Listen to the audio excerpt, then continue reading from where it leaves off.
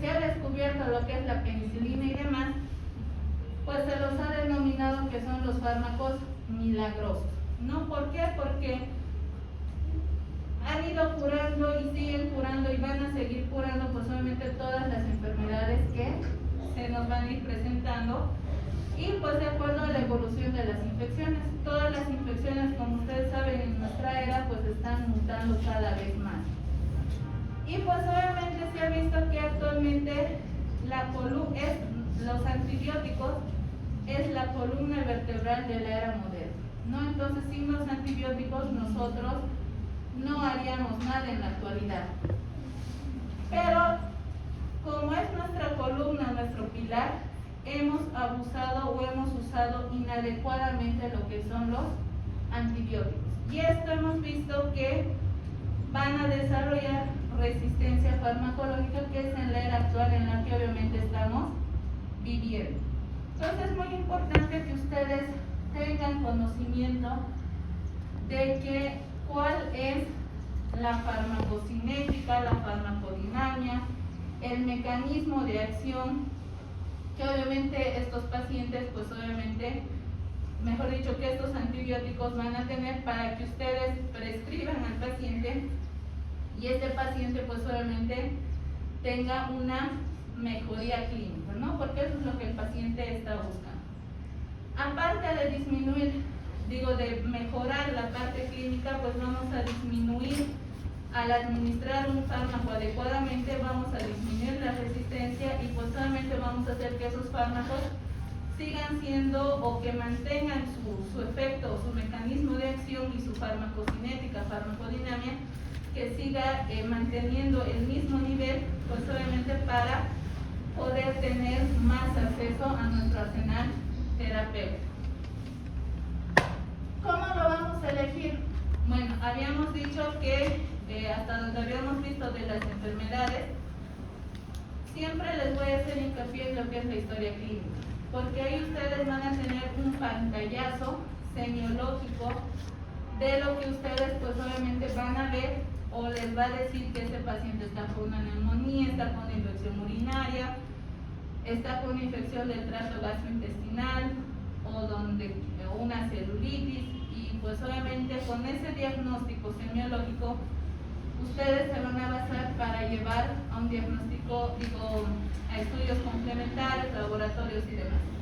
Pero ese paciente no puede esperar hasta que salga su radiografía, ecografía, sus laboratorios, porque ustedes saben que hacerse todo eso tardamos más o menos entre 48 a 72 horas, ¿no? Que es el tiempo que vamos a tener para hacer todo esto. Entonces estos pacientes necesitan que nosotros tomemos una decisión y le demos resultados. Entonces estos resultados nosotros vamos a hacer que podamos elegir el fármaco correcto, administrar la dosis correcta y pues obviamente de acuerdo a la infección que obviamente va a tener este paciente. Documentar dónde está el foco, que es muy importante. Podrán decir si es respiratorio, si es urinario, si es a nivel de la piel, y pues obviamente bajo la sospecha de qué microorganismo yo estoy pensando que me voy a encontrar.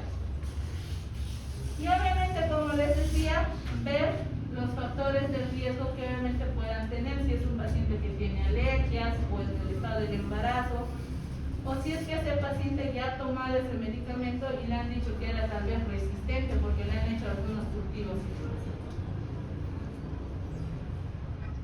Es muy importante que ustedes sepan diagnosticar la enfermedad, pero también es muy importante que ustedes sepan con qué tipo de gérmenes están tratando.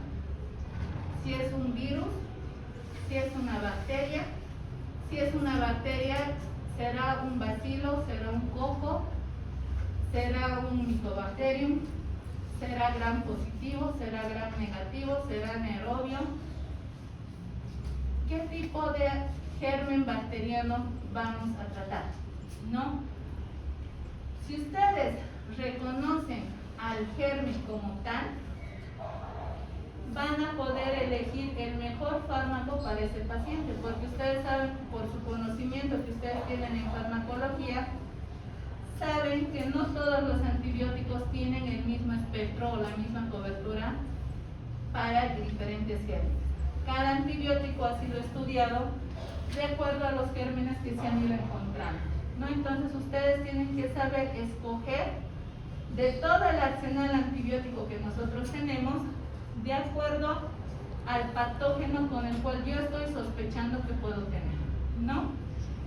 O si es que lo voy a combinar para poderlo tratar mejor, para que ese paciente pueda tener una mejoría más óptima. Una vez que hemos diagnosticado el origen de la infección, ustedes saben que los fármacos van a empezar a penetrar de diferentes formas en cada espacio de nuestro organismo, ¿no? Entonces es muy importante que ustedes vean tenemos nosotros algunas estructuras anatómicas donde van a haber uniones herméticas que va a imposibilitar el paso de los antibióticos a los diferentes lugares del organismo, ¿no? Entonces uno de ellos, los que son más difíciles siempre son el sistema nervioso central, el ojo y lo que es la próstata, que nos va a costar un poquito llegar el antibiótico al lugar.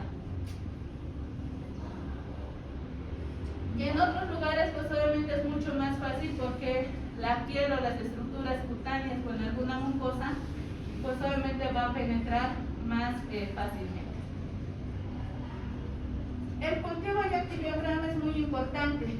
Ya han debido ver tal vez en sus prácticas hospitalarias que el cultivo nos va a dar mayor pauta, ¿no? Nos va a identificar primero el germen y pues obviamente de este germen nosotros vamos a poder, nos hace una tinción de Gram. Esta tinción de Gram nos va a decir qué germen, si es un germen Gram positivo, Gram negativo, es un diplococo, la cantidad de unidades formadoras de colonias que se va a tener, pero lo más importante es que nos va a dar la pauta para lo cual nosotros ante qué germen nos estamos sometiendo, pero no solamente nos va a identificar el germen y las unidades formadoras de colonias, sino que también nos va a dar la pauta de antibióticos. Van a ver si son antibióticos sensibles, tienen una sensibilidad intermedia o tienen una resistencia. Entonces todo esto nosotros pues solamente lo vamos a ver, pero el cultivo y la tinción de Gram no nos va a establecer el diagnóstico definitivo. Solamente nos va a dar la pauta ante cuál es nuestro enemigo, si ustedes quieren, o quién es el malo de la película, lo va a identificar. El diagnóstico definitivo lo va a dar la semiología junto con los estudios complementarios que ustedes van a realizar y van a solicitar, y pues solamente el cultivo nos va a ayudar a que nosotros podamos hacer la elección antimicrobiana más adecuada para el paciente. Sabemos que un cultivo tarda entre 3 a 5 días. No le vamos a dejar al paciente 3 a 5 días sin tratamiento. Entonces vamos a iniciar el tratamiento pues empíricamente, y pues de acuerdo al cultivo vamos a ver si mantenemos nuestro antibiótico, asociamos con otro antibiótico o vamos a cambiar totalmente el antibiótico. La sensibilidad, pues obviamente ya les había dicho, es muy importante. Sobre todo esta sensibilidad se va a basar en lo que es la concentración inhibitoria mínima, y pues sabemos que los lugares de hospitalización más frecuentes donde los pacientes van a terminar más contaminados son los que están en unidades de cuidados intensivos o cuidados intermedios, ¿no? Donde vamos a tener mayor acceso a los gérmenes intrahospitalarios. ¿Cómo vamos a hacer la determinación de la dosis correcta de los antibióticos? Pues obviamente vamos a ver que el laboratorio lo ha estudiado a la secreción que nosotros hemos mandado, lo han identificado, pero resulta de que pues el laboratorio van a desencadenar algunos efectos adversos. Vamos a ver si ese disco que lo han impregnado de antibiótico pues le va a hacer efecto o no le va a hacer efecto. Pues bien, entonces ahí ellos han visto demostrado que con una dosis óptima pues obviamente van a suprimir la acción de estos gérmenes patógenos, o pues van a ver si estos gérmenes son mutantes o se están haciendo resistentes. Y pues esto vamos a verlo, el laboratorio nos va a reportar lo que es ya el cultivo y el antibiograma ya finalizado, y pues obviamente nosotros ya tenemos que ver el cultivo y antibiograma no nos va a dar la dosis farmacológica. Lo que hace el cultivo y antibiograma te va a dar el germen, todo eso, pero en la parte del antibiograma nos va a dar solamente la lista de los medicamentos que obviamente son sensibles o son resistentes o tienen sensibilidad intermedia. No les va a dar la dosis. Entonces eso ustedes tienen que tener muy en cuenta las dosis de los antibióticos. Se las tienen que, si ustedes quieren, aprender de memoria. Y ya con el tiempo, pues obviamente ya se les va a hacer mucho más fácil irse adecuando a las dosis. Obviamente si van a optar por ser pediatras, se tienen que aprender las dosis por kilopeso, ¿no? Porque no es lo mismo que en el adulto. En el adulto sí hay algunos fármacos como la vancomicina y el imipenem que sí se dosifican kilopeso, pero después casi el resto de la parte de los adultos es, si ustedes quieren, de forma universal, si ustedes quieren la dosificación de los medicamentos. Y esta dosis farmacológica que nosotros vamos a dar, esperamos tanto el paciente como nosotros que tengan una buena evolución, o sea que la infección vaya cediendo, que toda la sintomatología vaya desapareciendo. Podemos optar porque el fármaco lo podamos administrar de forma endovenosa desde oral, y pues vamos a ver que dependiendo de la vía de administración que nosotros decidamos darle a ese paciente, el antibiótico no va a actuar inmediatamente, como ustedes sabrán por farmacología, sino que poco a poco va a ir subiendo, va a ir escalando la parte de su concentración. Empieza con una concentración baja y pues obviamente va a ir aumentando poco a poco hasta llegar a su pico máximo, hacer una meseta, y de esa meseta pues obviamente el fármaco va a ir bajando su potencial de acción. Entonces de acá es que cuando el fármaco va a empezar a bajar esa meseta, nosotros tenemos que dar una nueva dosis. De ahí es la razón que hay algunos fármacos que ustedes han podido ver que se dan solamente una vez al día, que se da cada 12 horas, cada 8 horas, cada 6 horas, o en el caso de las penicilinas, algunas que se dan incluso hasta cada 4 horas, ¿no? Entonces es de acuerdo a su mecanismo de acción y cuánto va a durar su meseta, que obviamente ustedes tienen que tener muy en cuenta esa parte. Es muy importante que ustedes empiecen a recordar lo que es la farmacodinamia, de cómo vamos a ver que ese fármaco va a empezar a actuar, cuál va a ser el primer lugar donde el antibiótico si ustedes quieren, cuando se encuentra con la bacteria, dónde lo va a buscar por dónde va a poder ingresar, y pues obviamente va a tener un perfil de concentración y el tiempo en el cual el antibiótico va a poder penetrar a lo que es ese bacteria, ¿no? Y pues obviamente vamos a ver que la unión a las proteínas también es muy importante. Hay algunos medicamentos que ni bien se ponen en contacto o se encuentran con el germen patógeno y pues lo destruyen inmediatamente. Y estos medicamentos, con esta destrucción, hacen que aumenten más rápido sus concentraciones. Entonces, hay algunos fármacos como las fluoroquinolonas y los aminoglucósidos que obviamente van a tener una respuesta rápida, ¿no? Por eso es un mecanismo de destrucción rápido. Pero hay otros como las penicilinas, las cefalosporinas, los carbapenémicos, los monobactéricos, que tienen una destrucción de estos microorganismos que van a ir lento, ¿no? Entonces, por lo que sus concentraciones van a ir subiendo poco a poco, y una vez que alcancen la meseta que estos tienen que alcanzar, la destrucción pues va a ser rápida, ¿no? Y pues obviamente hay que ver también cuánto tiempo el fármaco va a permanecer libre para que pues obviamente su concentración inhibitoria mínima pues pueda subir por encima del valor normal, pues obviamente para que tenga su efecto farmacológico.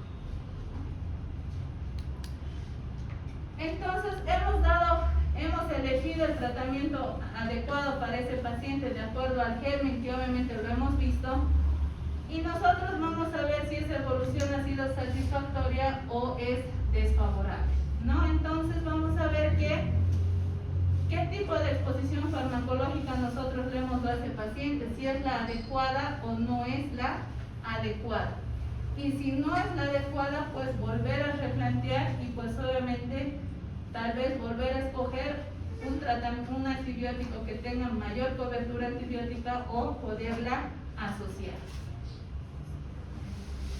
Hay 5 factores que en la literatura nos mencionan por lo cual están apareciendo las resistencias.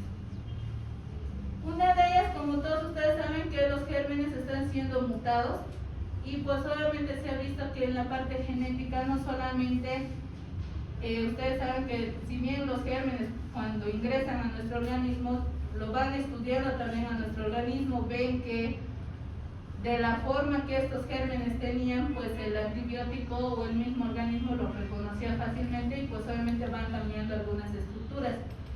Sino también se ha visto que actualmente estamos con la época esto del genoma y todo lo demás, que pues obviamente ya se está inclusive por laboratorio también se hacen algunos cambios genéticos, como ustedes han podido investigar, o si no en las mismas películas, ¿no?, que están ya manipulando lo que es el código genético, el DNA, el RNA, que obviamente ya cada vez está siendo mucho más frecuente.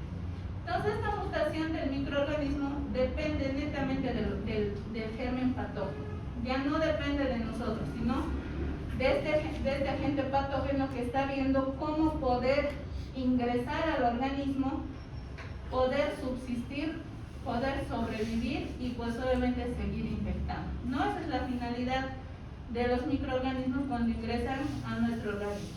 Segundo, la carga bacteriana. Cuanto mayor es la carga bacteriana, es más probable de que el germen haga más mutaciones y pues obviamente vaya a ocasionar mayor resistencia a los antibióticos que nosotros vamos a dar, y pues esto es perjudicial para el paciente. Tercero, hay que ver la penetración del fármaco. No habíamos dicho que hay diferentes sitios anatómicos en nuestro organismo que le va a costar al fármaco penetrar. Esto va a depender también de la carga bacteriana que obviamente va a ingresar a nuestro organismo. Si es una carga alta, le va a costar al fármaco penetrar donde está el sitio de la infección, y pues obviamente hasta que penetre y todo lo demás, pues va a ir disminuyendo su efecto antibiótico. Y es acá cuando el antibiótico va a intentar o le va a costar penetrar o va a tardar bastante tiempo, pues obviamente es otra de las causas que podría ser la aparición de las resistencias. El punto 4 es la replicación propensa al error en los patógenos bacterianos. ¿Qué quiere decir esto? Ustedes saben que cuando el antibiótico ingresa al agente patógeno, ya sea por la pared celular, y que tenga que hacer su sitio de acción, ya sea en el ribosoma, en la mitocondria y todo lo demás, pues estos patógenos, ustedes saben que van cambiando constantemente la parte de su código genético, ¿no? Entonces vamos a ver que esto va a estar inducido sobre todo por las polimerasas, que obviamente va a hacer que el antibiótico tenga más errores para que pues obviamente lo pueda camuflar. Y por último, pues vamos a ver con los mecanismos, ¿no? Que estos obviamente van a causar que los microorganismos pues de alguna forma sigan sobreviviendo, pese a que nosotros damos un antibiótico adecuado, una dosis adecuada, pero vamos a ver que estos microorganismos ya han mutado, lo han estudiado el antibiótico y están buscando la forma de sobrevivir. ¿Y eso cómo lo van a hacer? A través de las mutaciones diana antibacterianas, ¿no?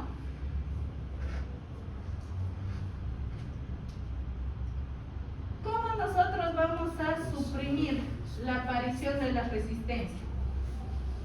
Pues estamos viviendo en una era donde ya pues prácticamente todo es resistencia para nosotros. Y pues las resistencias lo vamos a disminuir nosotros, pues obviamente porque tenemos que producir la destrucción óptima de estas células bacterianas. Segundo, tenemos que emplear hay algunos artículos que te dicen que tienes que utilizar una quimioterapia combinada. Y también nos dice la literatura pues que tiene muchas ventajas. ¿A qué nos referimos con terapia combinada?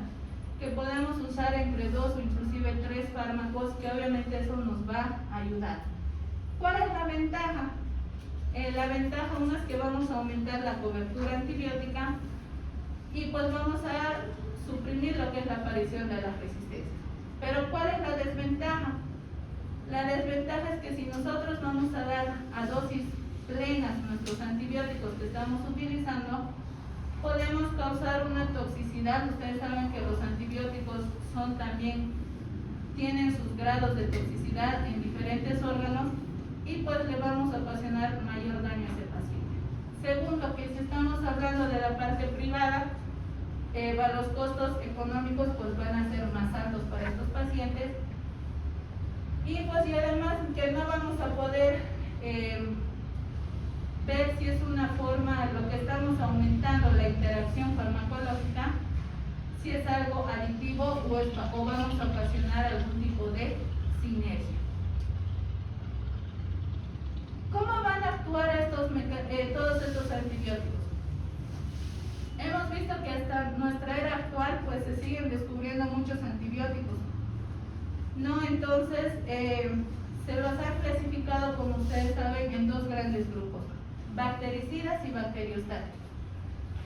Los bactericidas tienen una característica muy importante, donde van a conseguir eliminar 1000 veces más el sistema a nivel in vitro, que este antibiótico en menos entre 18 a 24 horas va a eliminar entre 1000 veces más su acción potencial para eliminar ese germen patógeno.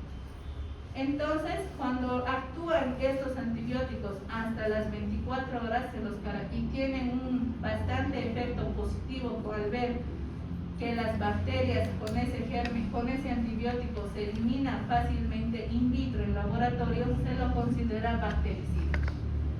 Pero cuando el fármaco le cuesta llegar a esa cifra de 1000 veces, o sea, de destruir 1000 veces más rápido al germen patógeno, pero lo consigue, pero en menos cantidad y en un poco más de tiempo, se lo cataloga como bacteriostático, ¿no? Entonces, ahí es donde ya nosotros tenemos que discernir si vamos a utilizar un antibiótico bactericida o queremos que sea un antibiótico bacteriostático. Esta es una tabla donde se ha tratado de resumir todo lo que es la parte de los antibióticos, donde, como pueden ver, tenemos diferentes tipos de antibióticos conforme han pasado donde se han visto todos estos estudios, y como pueden ver son diferentes puntos de sitio de acción. Y pues los primeros que han sido estudiados son los betalactámicos. ¿Dónde van a actuar los betalactámicos? A nivel de la pared celular, porque ahí en la pared celular las bacterias tienen unas proteínas fijadoras a la penicilina y pues obviamente estas van a ir, la penicilina va a ir y se va a ocupar su lugar, ¿no? Entonces los betalactámicos son casi 100% bactericidas, pero cuando están frente a un enterococo se vuelven bacteriostáticos. Tenemos otro antibiótico que es la vancomicina teicoplanin, que al igual que los betalactámicos se van a unir a lo que es la pared celular, ¿no? Estos tienen una característica porque en su grupo terminal tienen a lo que es la D-alanil, que este es un precursor de los pentapéptidos del péptido glicano, ¿no? Entonces, esto hace que los va a convertir igual en bactericidas, pero si están en presencia del enterococo se vuelven bacteriostáticos. ¿Esto por qué? Porque va a inhibir lo que es la polimerización de los precursores de los disacáridos y pues va a ocurrir toda una translocación que va a alterar la síntesis de la pared celular. antibiótico que es muy conocido y muy usado son los aminoglucósidos, ¿no? Donde estos su lugar de acción es la síntesis proteica de la subunidad ribosómica 30S. Estos lo que van a hacer va a ser una inhibición de la elongación peptídica, o sea, va a ocasionar una lectura errónea en el código genético y por ende va a ocasionar una inhibición de la síntesis proteica. Estos aminoglucósidos tienen una acción 100% bactericida. Las tetraciclinas, que en alguna oportunidad también ustedes la van a prescribir, la van a utilizar, al igual que los aminoglucósidos, inhibe la síntesis proteica de la subunidad 30S ribosómica, pero estas van a inhibir lo que es la unión del RNA del transferasa y también va a inhibir lo que es la síntesis proteica. Estas tetraciclinas son casi el 90-95% son bacteriostáticas. Ocasionalmente, con algunas presencias de algunos gérmenes, se vuelven bactericidas, pero es muy ocasionalmente. El cloranfenicol, que es un antibiótico pues que ya está en desuso, excepto en la presentación de colirios oftálmicos, pero ya no hay la presentación de lo que es comprimidos y lo que es la forma endovenosa, y si es que lo hay, es muy difícil de encontrar. No es que generalmente es un excelente antibiótico, tenía su lugar de acción en lo que es en la síntesis proteica de la subunidad 30S ribosómica. Era un excelente fármaco, ¿por qué? Porque te bloqueaba todo lo que es el acoplamiento del RNA de la transferasa y también te inhibía la síntesis proteica. Es un antibiótico casi 100% bacteriostático, pero ocasionalmente era bactericida. ¿Por qué se lo eliminó del mercado? ¿Alguien sabe? Por la resistencia a los microorganismos. Uy, si tuviéramos que eliminar por resistencia, todos los antibióticos ya estuvieran eliminados. ¿Qué efectos?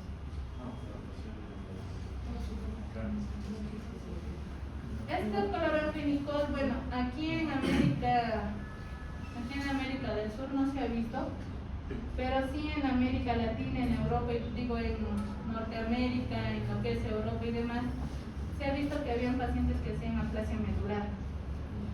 Entonces es por esa razón que por este efecto secundario de la aplasia medular se ha eliminado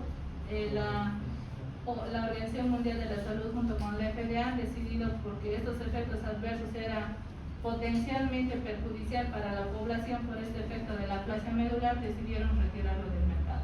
Por eso, si ustedes van a una farmacia y les dicen cloranfenicol en tabletas, les van a decir que no hay. Pero si les preguntan cloranfenicol en gotitas o en crema oftálmica, eso sí lo vamos a encontrar, pero endovenoso o vía oral, pues no hay. Y las únicas farmacias, las que posiblemente tuvieran, pues las tienen, es muy difícil de conseguir. Pero en la parte de lo que son los cultivos y antibiogramas van a ver que sí se lo sigue utilizando el cloranfenicol, y en muchos de los casos sí es bastante sensible actualmente al cloranfenicol, ¿no? Lo malo es que no se está pudiendo conseguir este medicamento. Los macrólidos, que pues ustedes ya los han debido ver, los han escuchado sobre todo en la época de la pandemia, donde pues se los ha abusado a los macrólidos, ¿no? ¿Y estos por qué? Porque van a trabajar en la subunidad ribosómica 50S. Estos van a bloquear la transferencia de los aminoácidos y pues obviamente van a de la cadena peptídica, y al igual que los otros también van a inhibir en la síntesis proteica. Los macrólidos son bacteriostáticos, pero ocasionalmente se van a volver bactericidas. La clindamicina es otro antibiótico que lo van a usar, y pues obviamente su lugar de acción, al igual que los macrólidos, va a ser en la subunidad 50S ribosómico. Van a bloquear la transferencia de los aminoácidos a la cadena peptídica y también va a inhibir la síntesis proteica. Al igual que los macrólidos, igual es bacteriostático y muy rara vez se vuelve bactericida. El latinopristino pues no lo tenemos en nuestro medio, pero sí el inesolid. El inesolid es un antibiótico, se puede decir que es uno uno de los últimos antibióticos que ha aparecido y que pues obviamente se lo utiliza en muy raras ocasiones. Va a inhibir, al igual que todos estos, va a actuar en la subunidad ribosómica 50S. Acá va a bloquear lo que es la parte de la formación del complejo del iniciador 30S y también va a inhibir lo que es la síntesis proteica. Es un excelente fármaco bacteriostático, pero bactericida ocasionalmente. Y el Linezolid pues lo tenemos en nuestro medio en presentación de vía oral y de forma endovenosa, que pues solamente es muy bueno, pero es bastante caro. No es costoso, que obviamente va a costar a los familiares comprar, sobre todo por la parte económica. La rifampicina, que pues obviamente es un excelente fármaco, lo van a escuchar mucho, sobre todo en la tuberculosis, ¿no? El metronidazol es otro antibiótico que pues obviamente lo van a usar, lo han debido escuchar hablar del metronidazol. Su función más que todo va a ser en la síntesis de los ácidos nucleicos.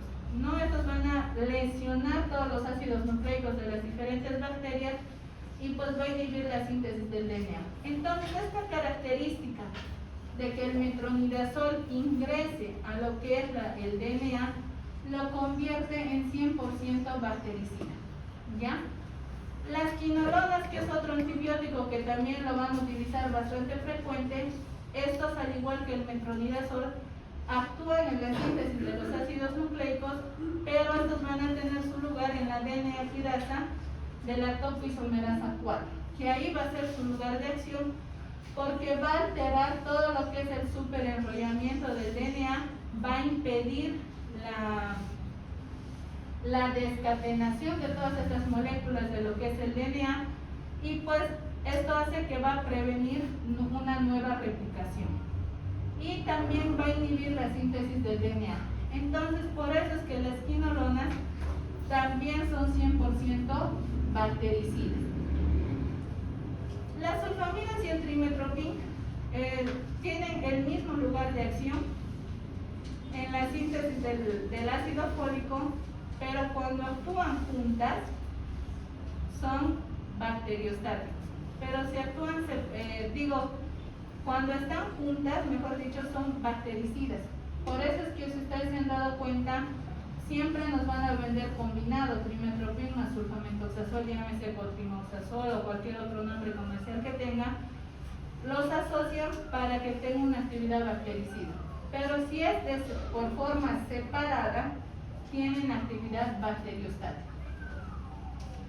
Entonces, ustedes ya han debido ver este dibujito que les han debido presentar en farmacología, donde de acuerdo a la bacteria, vemos el contenido de la bacteria, tienen sus diferentes lugares de los antibióticos, ¿no? Entonces, a nivel de la pared celular van a estar lo que son los betalactámicos, la vancomicina. A nivel de la unidad del ribosoma 30S está lo que son los aminoglucósidos, tetraciclinas. A nivel de la ribosoma 50S el cloramfenicol, macrólidos. Y ya yéndonos a la parte del DNA, lo que son las quinolonas, metronidazol, la rifampicina.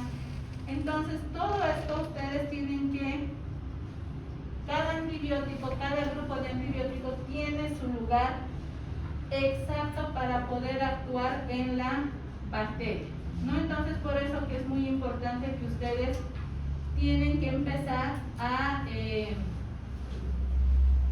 recordar todos los sitios de acción que tiene cada antibiótico.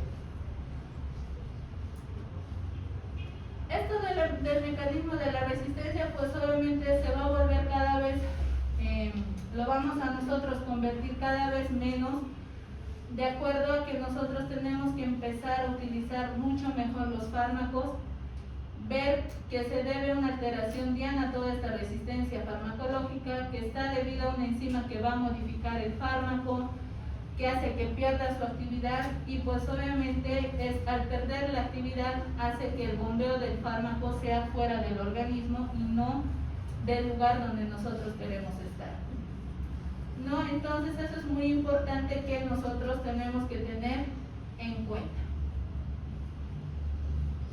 ¿Qué efectos farmacocinéticos pues obviamente vamos a tener? Si ustedes recuerdan, la farmacocinética es el estudio del fármaco así como tal, ¿no? Donde obviamente vamos a ver su perfil de concentración, el tiempo del fármaco el cual va a actuar en nuestro organismo, qué capacidad tiene el fármaco para poder penetrar el punto infeccioso o en qué tiempo va a llegar ese fármaco al lugar de la infección o hasta qué punto ese fármaco es muy tóxico, ¿no? Entonces eso ustedes lo tienen que ver, ¿no? Que eso es muy importante porque eso, pues eso ya se los dejo de tarea para ustedes, pues para que vayan revisando o repasando todo esto de la farmacocinética. También otra parte que nosotros vamos a ver es cuán capaz es ese antibiótico de destruir o de inhibir al agente patógeno, ¿no?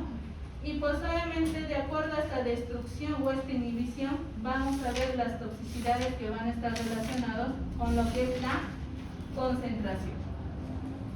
Y pues por último pues vamos a ver el tiempo en que el antibiótico va a lograr que se mantenga en lo que es el plasma para mejorar un perfil de concentración adecuado. Entonces ahora los vamos a ver de forma rápida algunas pequeñas características que tiene cada grupo antibiótico y pues vamos a ver cómo van a interrumpir ese crecimiento que tienen las bacterias y cómo van a empezar a actuar los antibióticos. El primer grupo son los betalactámicos, ¿no? Que habíamos visto que tienen un espectro de actividad bastante amplio, como pues todos ustedes pueden ver. Y pues obviamente su perfil de seguridad es excelente, ¿no? Una vez más y termino la clase. O si no, tienen la puerta abierta, yo no les obligo a que vengan.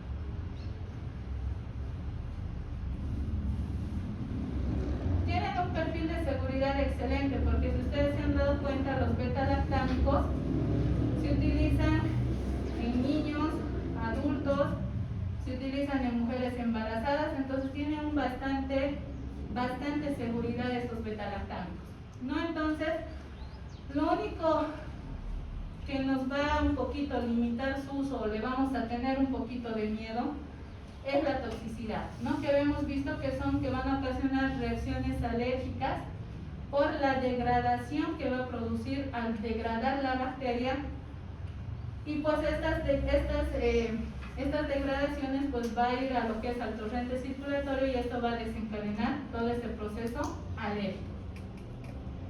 Como este conocimiento de ustedes, pues hay diferentes betalactámicos, desde las penicilinas, cefalosporinas, monolactámicos, carbamazepínicos, que pues ya ustedes ya tienen que ir viendo.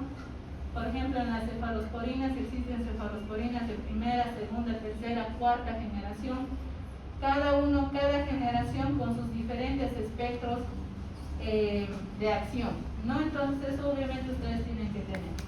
Otra característica de los betalactámicos es que tienen una proteína fijadora, o sea que la bacteria por defecto va a tener un receptor para que ese betalactámico se vaya a fijar a su pared celular y pues obviamente ahí el fármaco va a establecer junto con la bacteria un enlace covalente y que a través de este grupo carbonilo de este anillo betalactámico pues va a empezar a actuar y por esta unión va a destruir la pared celular bacteriana produciendo la lisis de la bacteria. Entonces que acá los betalactámicos han logrado su objetivo.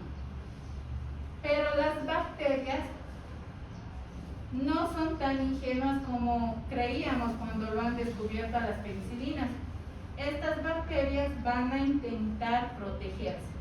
O sea que van a remodelar, si ustedes quieren, su pared celular y pues estas bacterias van a empezar a elaborar una sustancia beta-lactamasa, que esto nos va a producir una resistencia a nivel de lo que son los beta-lactámicos.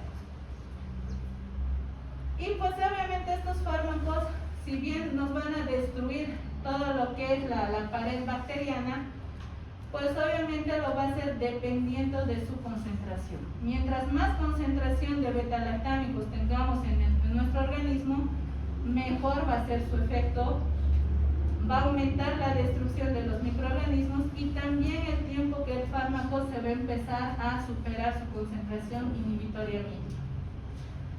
En cambio, los aminoglucósidos son fármacos que han sido descubiertos en 1940, pero lo han dado inicialmente un pequeño uso, sobre todo para lo que es el tratamiento de la tuberculosis. Y uno de ellos es la streptomicina. Actualmente la streptomicina, si ustedes revisan tuberculosis, no está dentro del tratamiento de fármacos de primera línea. Hace unos 15, 20 años atrás, evidentemente sí lo está. Pero se lo ha retirado, ¿por qué? Porque estos pacientes con tuberculosis, evidentemente, se sanaban de la tuberculosis, pero se ha visto que había bastante nefrotoxicidad y ototoxicidad. Por esa razón es que los pacientes con tuberculosis, los que han sido tratados con streptomicina, han terminado con diferentes grados de hipoacusia o en el peor de los casos han terminado con diálisis o algún daño a nivel renal. Y pues obviamente están apareciendo resistencias y como habíamos dicho, tiene una capacidad bactericida bastante importante. Las quinolonas son fármacos sintéticos que no existen de forma natural como son las penicilinas. Son inhibidores de lo que es la topoisomerasa 2 y 4. Estos van a actuar, como dicen, en el corazón del DNA, o sea, se van a meter dentro en la fábrica, si ustedes quieren, de la bacteria. Y es por eso que al actuar en la parte del DNA son 100% bactericidas y su efecto de acción obviamente es más rápido. ¿Tiene una gran capacidad de penetración por todo esto? Sí. ¿Alcanza sus concentraciones inhibitorias más rápidas? Pues claro que sí, porque entran muy rápido a las células y pues obviamente hacen todo su trabajo. Y pues lo único que depende de esta su actividad bactericida es que se mantenga su concentración inhibitoriamente. Los macrólidos tetraciclinas, clindamicina y linezolid, sabemos que van a actuar en el ribosoma bacteriano 50S y pues esto los va a convertir en que van a inhibir todo lo que es la síntesis proteica. Entonces va a tener una actividad bactericida limitada, como habíamos dicho, no más son bacteriostáticos que bactericidas. Y pues uno de ellos, de los macrólidos, se lo ha usado, ¿por qué? Porque se los ha creado con el fin de tratar las infecciones respiratorias extrahospitalarias, ¿no? Y uno de sus fines era sobre todo las neumonías del viajero, ¿no? Porque son para gérmenes atípicos que se lo ha usado o se lo ha creado para ese fin los macrólidos. Entonces, para las infecciones respiratorias son muy buenos los macrólidos, se ajustan muy bien a los patógenos clásicos, pero sobre todo detecta rápido a los gérmenes atípicos, que es por ese fin que se lo ha creado a los macrólidos. Y pues obviamente tiene en el líquido de revestimiento epitelial se van acumulando y pues obviamente en este líquido que se va a acumular oscila entre 6 a 20 veces mayor su concentración que lo que es el plasma. ¿Tiene efectos tóxicos? Pues sí, sobre todo gastrointestinales y pues obviamente si nosotros por alguna razón vamos a prolongar el tratamiento antibiótico, pues si le hacemos un electrocardiograma, pues podemos ver que va a haber la prolongación del intervalo QT. En cambio, las tetraciclinas más se va a afectar su espectro para bacterias gram positivas, pero también para gram negativas. Entonces, también se ha visto que tienen un efecto bastante importante para gérmenes atípicos. Y la clindamicina es una lincosamina que también nos va a abarcar, pero sobre todo para la parte de los anaerobios, ¿no? Que eso es muy importante. Y pues tanto las tetraciclinas como la clindamicina tienen efectos gastrointestinales y las colitis por Clostridium difficile. El linezolid no es más que una oxalidiona que nos va a inhibir lo que es la síntesis proteica. Excelente fármaco para gram positivos, pero tiene una actividad muy importante. Es muy bueno cuando estamos en presencia del Staphylococcus aureus meticilino resistente, o sea que tiene una actividad bastante sólida, pero tiene una actividad, una toxicidad que pues obviamente van a empezar a reducir las células derivadas de lo que es la médula ósea, y pues sobre todo esto se va a ver cuando se va a utilizar por tiempo prolongado. La vancomicina, que es otro antibiótico que ustedes lo van a utilizar bastante, pero es muy importante, si bien tiene una actividad para gram positivos, pero es muy útil para el Staphylococcus aureus meticilino resistente.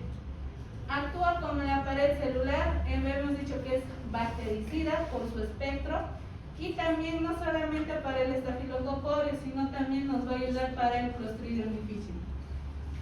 Y pues la toxicidad es nefrotóxico. La vancomicina hay que calcular de acuerdo a la función renal y a kilopeso. Generalmente la dosis de la vancomicina es de 15 a 30 miligramos por kilopeso del paciente, estamos hablando del adulto. No, entonces esto va a desencadenar, cuando se lo administra rápido la vancomicina, vamos a desarrollar que se elimine lo que es la histamina y va a producir el síndrome de hombre rojo, ¿no? Entonces eso es cuando personal de enfermería administra de forma rápida. Y pues esos medicamentos que no lo tenemos en nuestro medio, pero si alguna vez ustedes salen al exterior y pues tienen la oportunidad de verlos o de utilizarlos, pues la quinupristina y la dalfopristina no es más que la combinación del estreptogramina A y la estreptogramina B. Tienen actividad bacteriostática y cuando se las combina tienen actividad bactericida. Nos va a ser muy útil para enterococos resistentes y también para el Staphylococcus aureus meticilino resistente, y tiene sus efectos adversos como las mialgias y las famosas flebitis, de acuerdo a donde se lo va a administrar, ya sea de forma periférica o por catéter venoso central. Y este es el último que vamos a ver. La daptomicina es un lipopéptido, que esto ya se lo había visto ya desde más antes, desde la época de 1980, pero lo están volviendo a emplear con toda esta resistencia. ¿Para qué se lo utiliza? Sobre todo para las infecciones de la piel y las estructuras cutáneas, que obviamente se está viendo que son complicaciones del Staphylococcus aureus, y también secundaria una endocarditis, sobre todo en la válvula trifustiva, ¿no? Entonces la toxicidad es muscular, que es infrecuente, y pues obviamente, como han podido ver, va a causar elevación de los valores de la CPK, porque va a actuar más que todo a nivel muscular. ¿Hasta ahí tienen alguna duda, pregunta? Bueno, vamos a quedar acá.